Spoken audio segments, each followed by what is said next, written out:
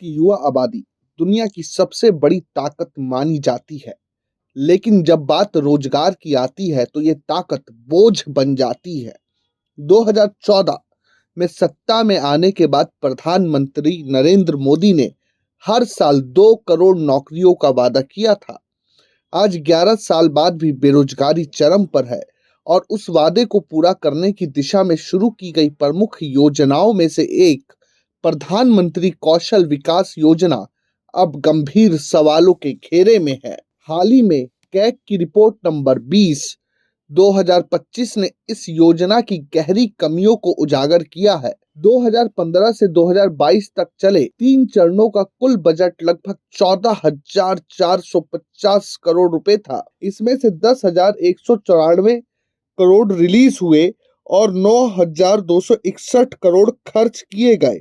इस दौरान 1.32 करोड़ युवाओं को स्किल ट्रेनिंग देने का लक्ष्य था, जिसमें 1.1 करोड़ को सर्टिफिकेट भी मिला। कागजों पर 83% सफलता, लेकिन कैग का कहना है कि ये सिर्फ संख्याओं का खेल है।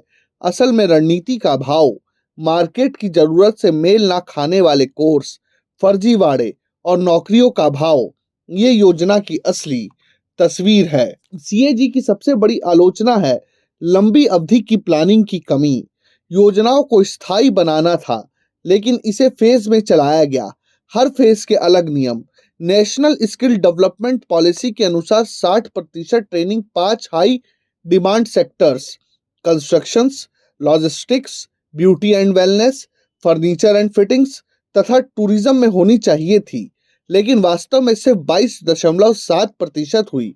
उल्टे रिटेल और इलेक्ट्रॉनिक्स जैसे सेक्टर में 40% से ज्यादा ट्रेनिंग हो गई, जहां डिमांड कम थी। 56 लाख शॉर्ट टर्म ट्रेनिंग प्राप्त युवाओं में से 40% सिर्फ 10 जॉब रोल्स में केंद्रित थे।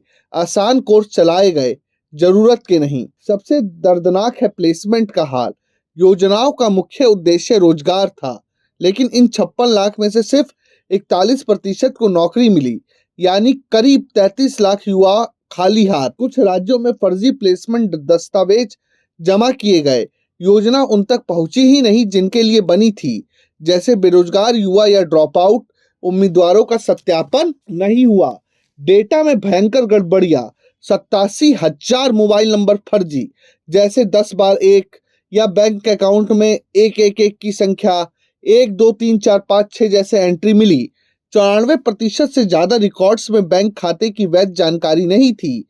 नतीजा 34 लाख सर्टिफाइड युवाओं को 500 रुपए का रिवॉर्ड भी नहीं मिला। 45 मॉनिटरिंग रिपोर्ट्स में अलग अलग राज्यों के लिए एक ही फोटो इस्तेमाल देखा गया। कई ट्रेनिंग सेंटर बंद थे, लेकिन कागज पर चलते दिखाए जा रहे थे।